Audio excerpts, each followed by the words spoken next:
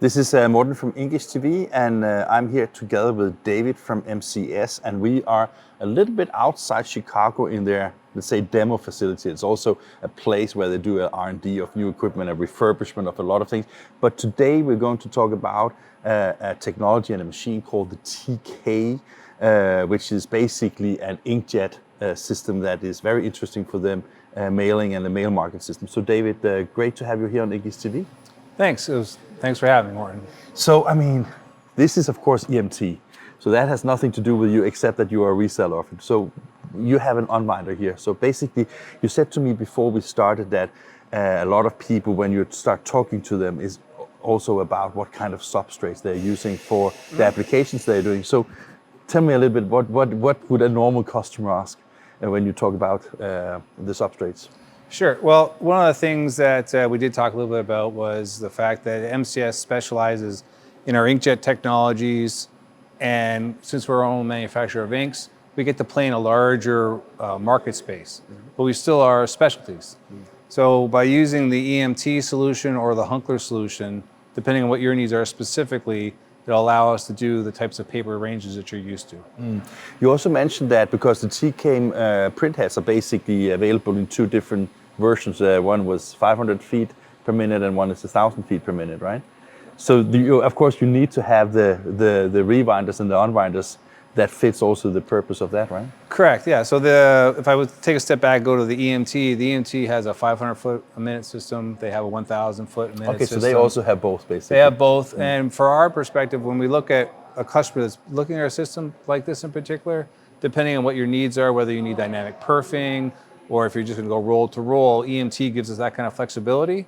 But we don't want somebody that's a Hunkler fan saying, I don't like EMT, so we work nicely with all of them. So we integrated our Hunkler line and the EMT line into our TK presses, so they seamlessly work and they communicate throughout our presses. And it's funny you mentioned that because the film we did from your customer EMS in Chicago just a few hours ago, they had like two machines with Hunkler and one machine with EMT. So again, that shows the diversity of it shows the diversity, but also shows our flexibility in the market space, and we work around a customer's economics.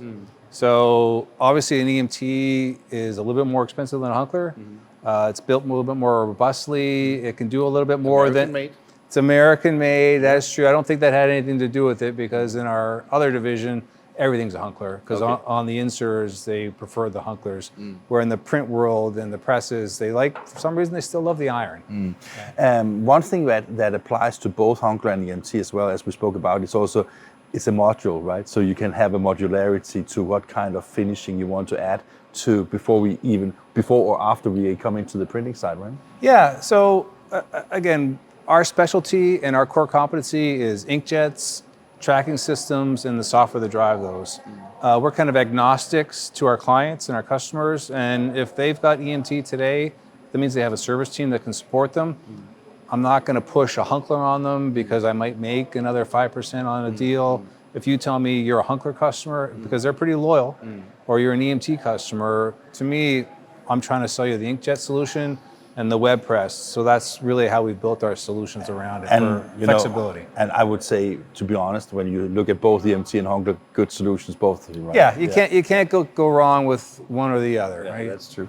So now we have talked to a customer about the speed of what they need and pick whatever unwinder they need for it. Because when you look at the press from here, or the unwinder, how important is it that you have the right tension before going into the printing side? Well, it's critical. Without the right tension, obviously we have a driven system and a non-driven system. And on the EMTs, we always recommend a web stabilizer and a web guide.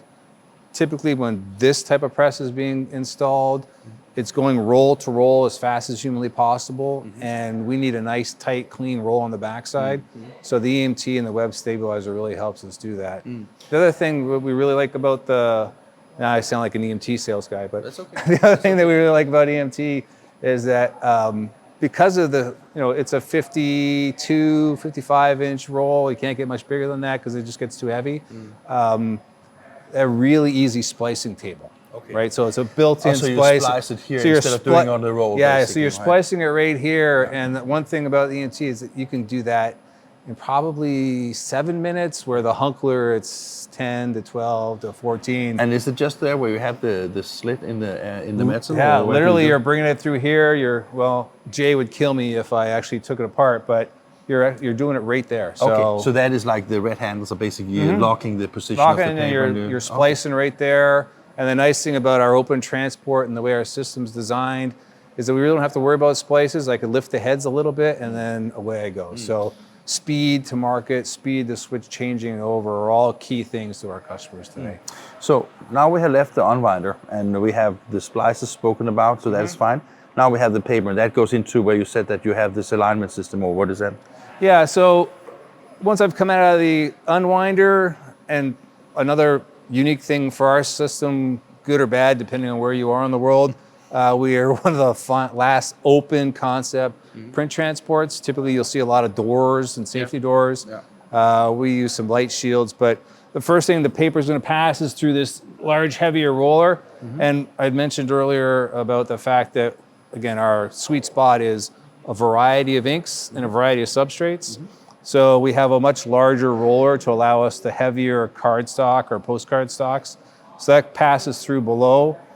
And then we've got a web stabilizer, because obviously with the piezo inkjet technology, you got to be a little closer to the paper. So you really want to have a good, consistent paper path that's at the same location all the time, and the web stabilizer allows us to do that. And everything's servo controlled. I'm sure everything's servo controlled now. But And then you have like the BST AccuWeb here. That is to basically measure that you have everything in control before you enter the print area, or?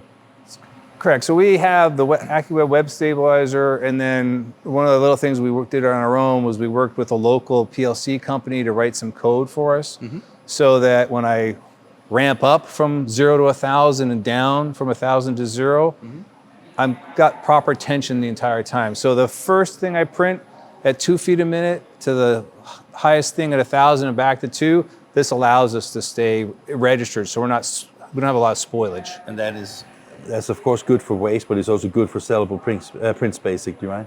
Correct. Sellable printing space. So you think about a 52-inch core, and I'm changing that maybe every hour. So 7 hours, I'm doing 8 roll changes. The faster I can get it through, the least amount of waste possible. This and the integrated communications really helped us do that. Before talking about the printheads, I'm a little bit curious, because you said that in good and bad about the open, let's say open. When I saw it in this morning, I felt that, okay, this seems very easy to access. But when you have things like this, is there like a danger to it, or is it like kind of sensors that closes the machine down if you get too close, or how do you manage security? So from this particular model, the only sensor is up around the web piece up. There are no sensors through this. There's no light shield sensors on But here this. you don't have any moving parts anyway, right? No. So there's no security issues There's there, no right? security issues. Now, I'm sure after having this interview, we'll probably have to have some, but we've been selling it for like 7 years like this for now. And it again, our primary original market space was in the bindery side and the web press side, where OSHA and the safety concerns were there, but they weren't as mission critical as, say, first-class transactional mailer. So they want easy access. They want, because everything is self-service, self-contained, and all of the, it's servo motors and a couple of electronics are on the back. So there really isn't anything in here. So we designed it for as easy as possible for the operator to get into. But then we've also got all the e-stops. Everything's there. You're never more than 2 feet away from an easy e-stop to turn the machine off. And then we also have a remote that allows a person to turn it down as well. Before we go up there, I was just curious about what are these cylinders, or these metal ones that are on the wheels? Is that just motors, or? Right, so we've got load cells here that allow us to manage and maintain the tension of the web press the entire time. So that's where that happens. Yeah, so that happens there, and it's also the servo drives, because we sell this, obviously it's a little tiny footprint, and if somebody wants to go duplex or print on both sides, we used to have a tower that was twice as high and had this crazy paper path. And we found that more people were used to just taking like a toner system, and then this is also an EMT turnover device, so we'll turn it over, we'll send it out back, and we'll send it through a duplex that way. So Yeah, When because we're- I was just wondering, yeah. because you can see there's a print down there, right? So when we do front and back duplex type of work, you got to have proper load cell, and I got to keep tension from here all the way to potentially a second, like you saw at Executive. The second tower was, by the time we printed again, it was maybe 16 to 24 feet away. So we have to have tension from here to there in order for the registration. Okay, we have now the paper is ready to be printed at. So you have here a two-head configuration. So it's split across the width of the paper, right? Correct. So we build our Hayabusa print heads. So we have the 1,000 foot a minute, or the Hayabusa, and then we have our 500 foot a minute heads, which is a to be named print. Each of these heads are 8.5 inch print heads. So if you go again from the Kodak world, they used to do 4.25, and they would have to stitch.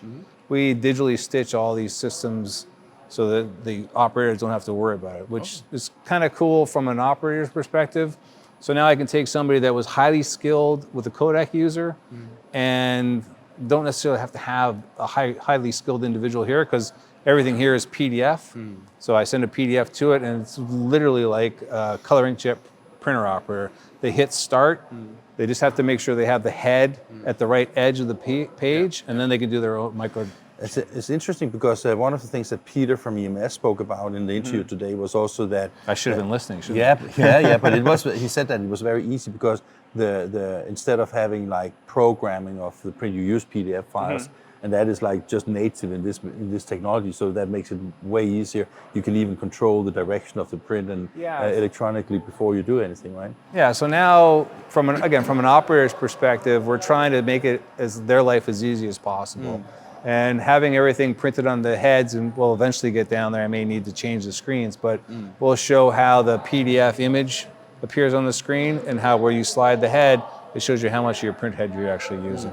Again, it's night and day from the existing legacy Kodak solutions. On the print head, you have a sticker with CMYK, but it is actually a one-color print, right? Just to make sure that we're 100% certain what we see, right? Correct. These are mono heads currently. We only have one color per head. So if you want all blue or all black, but this is our new logo. We've changed over. We do have CMYK capability. We have a cut sheet version of this that is obviously CMYK. We have a standalone inkjet that goes on the back of an inserter. And we're slowly but surely getting into the space where I can have up to a 6-color bar up on this system. Wow. That's interesting. Yeah. And though it's we'll see it at Drupa. Yeah. Okay. Yeah. And though it's a monocolor, I also understand that you can basically empty the color and then basically change it to another color if you like to, right? Correct. So we at Executive, they run here in the nonprofit space, which is a huge vertical market for mailing. They like to have blue ballpoint pen signature, or they want to have a different color ink. So we can flush the system out, take all the ink out of it, and then replace it with another ink. We have some clients that run a similar type of setup, but instead of having a large head, they'll have a 4.25 inch head here, and it has a much smaller ink supply, so it makes it easier for them to flush out the colors. Okay. And what kind of print technology do you have in it? Inside this print is Kyocera. It's an Eagle 40, so it's the 40 kilohertz Kyocera heads, and then we double stack them to make them into 80. So to go 1,000 feet, obviously a 600 DPI head can't go that fast. So we use some of our software. We design and build all of our own electronics. We just buy the raw components from the manufacturer, and then we have a sister company in Hartford, Connecticut, that does all the design. So the engineers there figured out how to double stack the heads, and I'm just looking around for the plate, but I don't see the plate. There's a little plate that shows how we stack the heads. So there's 4 pens in here that allow us to go to 1,000. If it was a 500 foot a minute head, they would just have the 2 pens. Yeah.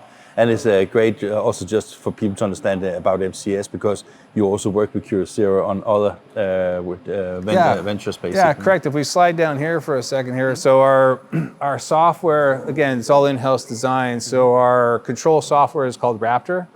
And Raptor software, again, is one of those one control system, multiple print technologies. So we work with HP's thermal technology. We work with their let's see, we have HP, Kyocera, Fuji. Have we tried anybody else? I think those are our current, our three that we're using today.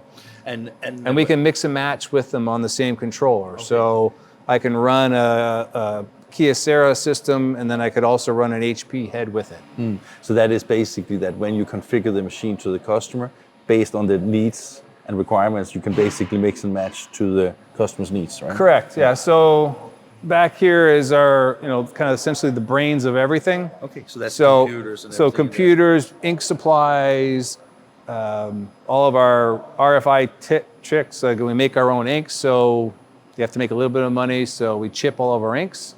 So that's all controlled through that system over there as well. Okay. So if you were gonna mix and match, say you were gonna run the Hayabusa head, but you said, hey, I wanna go 500 feet and I really need 4¼ inch color, we could put a 4¼ inch HP system that would have a different ink supply that would be provided. But everything controlled from there. Everything's controlled from back there, which again, when we really entered the market, this particular market space, we did a lot of research on existing users in the United States, and they told us we had to be 20 to 30 feet away from the press. We had to keep all of our stuff nice and clean, and we needed redundancy. So if something were to break, they could disconnect that and reconnect the print heads to a second or a third one, and they'd be up immediately. Okay, fantastic.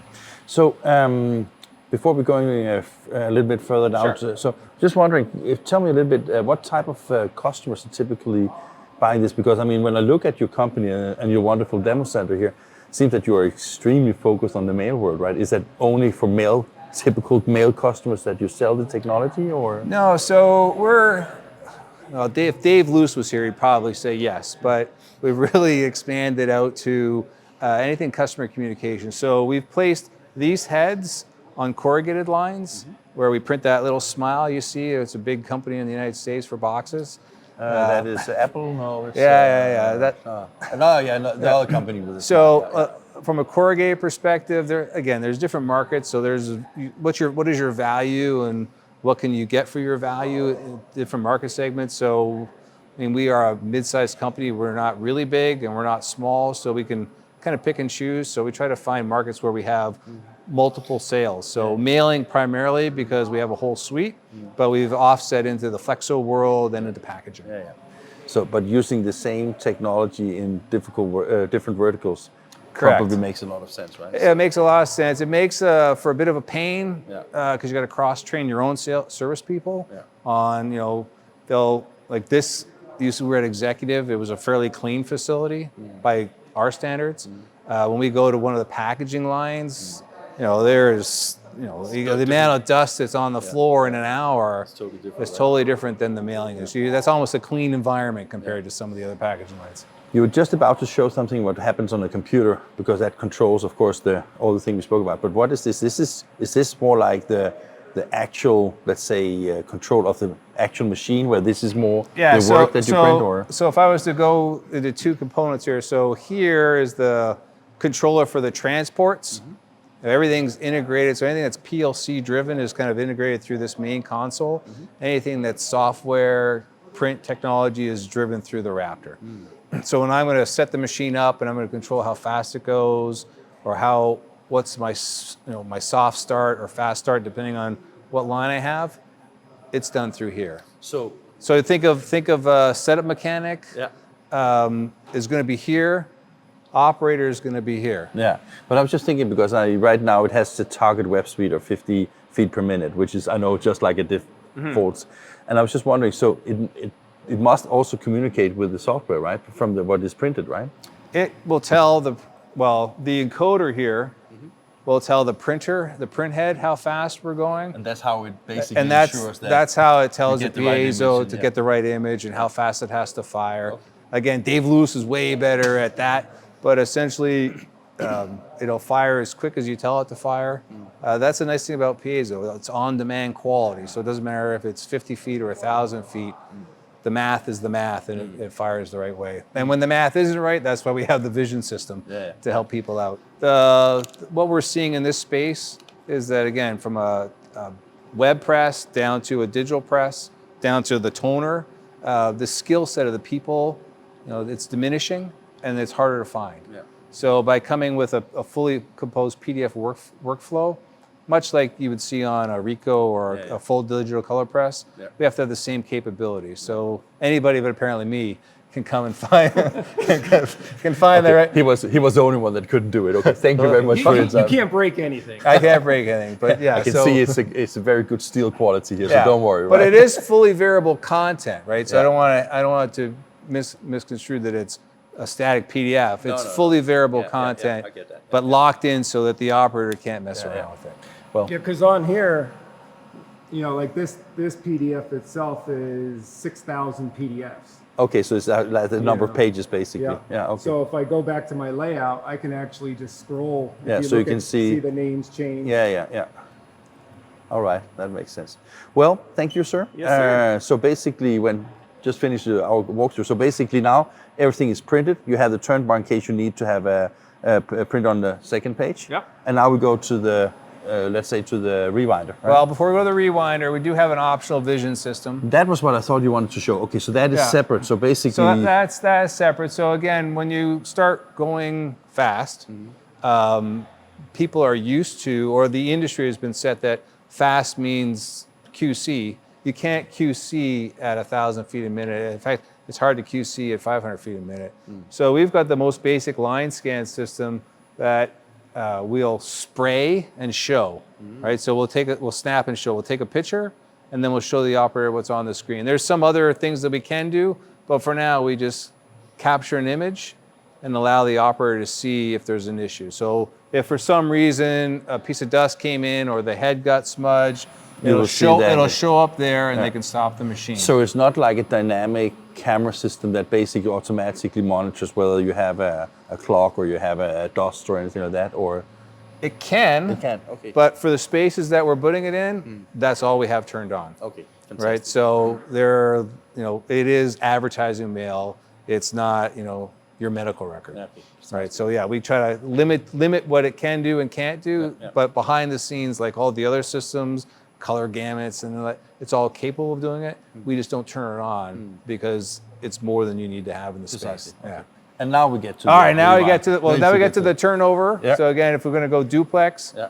we can essentially exit here and go duplex straight out, or we can turn out the back and do an L shape, or we can make another turn and do the H or the T or whatever description. And there's no functional differences, only the difference about the floor space you're using for it, right? Floor space, footprint, and then workflow and substrate. So if it's a person that's got a long skinny building that has space as an issue, just like every other digital box, we'll go straight. If it's somebody with a heavier substrate or has space limitation, we'll do the L. So the operator will stand here, and then system 2 will be here. But we can again flip-flop how this runs so that, like you saw at executive, when the operator stood here, they could see this machine and they could see that machine. So they could have one individual run the two machines, or at least monitor the two machines. And then again, we go to the Now we go there, right? Go to the rewinder. I would say 90% of all of our sales today unwind, rewind, take the roll off, and have them finish it somewhere else. The other 10% are doing postcards, so they'll go unwind, print, cut, stack, and down. And that's where a lot of those people are doing the heavier point stock. And you said that it was very important that you had like a really nicely roll at the end of here, right? Yeah, but unfortunately we just loaded this one up. But so this is not what we should focus on right now. No, but I have a couple other videos I might be able to share with you from a customer. So, you saw at Executive, so Executive was a really good example. And that is, of course, because when you take that roll and put it for like offline finishing, you need to, of course, have some accuracy in the That's feeling, correct. right? If it's walking all over the place, they're going to have a bad fold somewhere else downstream. Or a lot of times, again, people don't seem to have problems spending money on high-end solutions. Like you saw at Executive, they don't spend a lot of money on the bindery line. Like some of the folders They that were just more like 15, 20 years old. yes, and they were happy. They loved it. The Speedo cutter is spectacular for them. It does exactly what you want. But if I take this into another customer of ours that's in Tulsa, Oklahoma, they spend $600,000 on a hunker line. So they need to have they, it precisely. they want it precise because they don't want the people. They want 2 lines to take the work from this, where executives happy to have 20 old antiquated lines because that's their costing model. Well, David, I want to thank you very much for a walkthrough. That was wonderful. So people that want to know more should, of course, reach out to you guys. You have this wonderful demo facility, and I think we talked about both what types of customer you're interested in, but also the capabilities of the machine. So I think mission accomplished, right? Yeah, no, hey, I appreciate you coming out. Really appreciate your fun. time. Yeah, thank you very much. Thank you.